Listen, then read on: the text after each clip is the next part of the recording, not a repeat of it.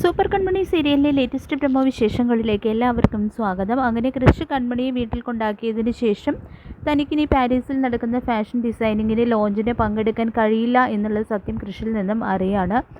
ആദ്യം അത് കേട്ടപ്പോൾ ദുഃഖം തോന്നിയെങ്കിലും കൃഷിൻ്റെ സമാധാന വാക്കുകളിലൂടെ കൺമണി ആ സങ്കടം മറന്ന് സ്വയം ആശ്വസിക്കുകയാണ്.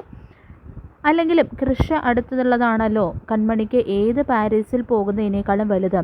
കൃഷ്ണന് അതിൽ സങ്കടമുണ്ടെങ്കിലും സങ്കടം കടിച്ചമർത്തിക്കൊണ്ട് തന്നെ കൺമണിയെ ആശ്വസിപ്പിക്കുന്നുണ്ട് കൃഷ്. പിന്നീട് ഭാഗ്യശ്രീ ബലരാമൻ്റെ അടുത്ത് പോയിട്ട് കൺമണിയെ ഇറക്കിയ കാര്യവും മറ്റും അറിയിക്കുന്നുണ്ട്. ജയിലിൽ സുമിത്രയെ നല്ല പോലെ കൺമണി പെരുമാറിയ കാര്യവും ഭാഗ്യശ്രീ അറിയിക്കുന്നുണ്ട്. കൂടാതെ കൺമണിയെ കുരുക്കിയ ആ വരുണിനും മാനസികം ആരോ നല്ല പോലെ കൊടുത്തിട്ടുണ്ടെന്ന് പറയുന്നുണ്ട്. ഇതൊക്കെ കേട്ട് ബലരാമൻ ജയിലിൽ വെച്ച് അമ്മ കൺമണിയെ ഉപദ്രവിക്കാനായിട്ട് ശ്രമിച്ച സ്ഥിതിക്ക് പുറത്തിറങ്ങിയാലും അത് ശ്രമിക്കും. കൂടാതെ ജയിലിൽ വെച്ച് കൺമണിയെ ഉപദ്രവിച്ചതിന് തിരിച്ചടിച്ചതോടെ അമ്മയ്ക്ക് പക കൂടും. പുറത്തിറങ്ങിയാൽ കൺമണിയെ തകർക്കാനും സാഗറിനെ കൊല്ലാനും ആയിരിക്കും ആദ്യം ശ്രമിക്കുക.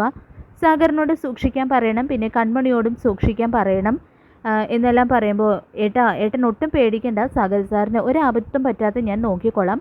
പിന്നെ കൺമണി അവൾ നമ്മൾ വിചാരിക്കുന്നത് പോലെ ഒരു സാധാരണ പെൺകുട്ടിയല്ല. അവൾക്ക് എപ്പോഴും വിഘ്നേശ്വരൻ തുണയുണ്ട്. ആരവളെ അപകടപ്പെടുത്താൻ ശ്രമിച്ചാലും അതൊന്നും നടക്കില്ല. അതിന് ശ്രമിക്കുന്നവർക്കായിരിക്കും തിരിച്ചടി കിട്ടുക എന്നൊക്കെ പറഞ്ഞു കൊടുക്കുന്നുണ്ട് ഭാഗ്യശ്രീ ബലരാമന്. പിന്നീട് ഷൺമുഖൻ വക്കീൽ സുമിത്രയെ പുറത്തിറക്കുന്നുണ്ട്. കാശ് അവരുടെ കയ്യിൽ നിന്നും ഇഷ്ടം പോലെ അടിച്ചു മാറ്റാമെന്നും അറിയാം. അതുകൊണ്ടാണ് കേട്ടോ അയാളെ പിണങ്ങി പോയിട്ടും വീണ്ടും ഒട്ടി വന്ന് നിൽക്കുന്നത്. സുമിത്രയുടെ മുഖമാണെങ്കിൽ ആകെ വിങ്ങി ശരിക്കും അടി കിട്ടിയ പാടുകളൊക്കെ ആയിട്ടാണ് കേട്ടോ വന്ന് നിൽക്കുന്നത്. അയാൾ വീണ്ടും ഓരോ മോഹന വാഗ്ദാനങ്ങൾ സുമിത്രയ്ക്ക് കൊടുക്കുകയും ചെയ്യുന്നുണ്ട്. ഇത്തവണ സാഗറിൻ്റെയും കുടുംബത്തിൻ്റെയും അസ്ഥിവാരം ഇളക്കാൻ അയാൾക്ക് കഴിയുമെന്നൊക്കെ പറയുന്നുണ്ട്. അതാരാണെന്ന് കൂടി പറയുമ്പോൾ സുമിത്രയ്ക്ക് സന്തോഷമാവുകയും ചെയ്യുന്നുണ്ട്. ഇത് മിക്കവാറും അജയ് മോഹിനി ആയിരിക്കും ഉദ്ദേശിക്കുന്നത്. അയാളിപ്പോൾ സാഗറിൻ്റെ ശത്രുവായിട്ടാണല്ലോ നടക്കുന്നത്. കൂടാതെ അവരെ തകർക്കുമെന്ന് അയാൾ സാഗറിൻ്റെ മുഖത്ത് നോക്കി പറയുകയും ചെയ്തിട്ടുണ്ട്.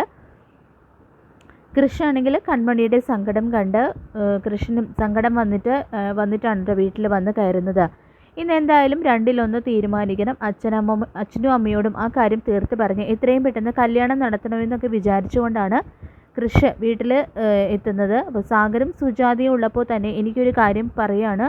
ആ കാര്യം നിങ്ങൾ അതിന് സമ്മതിക്കണമെന്ന് പറയുമ്പോൾ എന്താ കാര്യം, നീ അത് പറ എന്ന് അനിയമ്മ ചോദിക്കുന്നുണ്ട്. ഇതേ സമയം എനിക്ക് മാനസയെ കല്യാണം കഴിക്കണ്ട, കൺമണിയെ കല്യാണം കഴിച്ചാൽ മതി എന്ന് പറയുന്നുണ്ട് കേട്ടോ കൃഷ്. ഇത് കേട്ട് സുജാതയും ആൻറ്റിയമ്മയും ഞെട്ടിത്തരിക്കുകയാണ് ചെയ്യുന്നത്.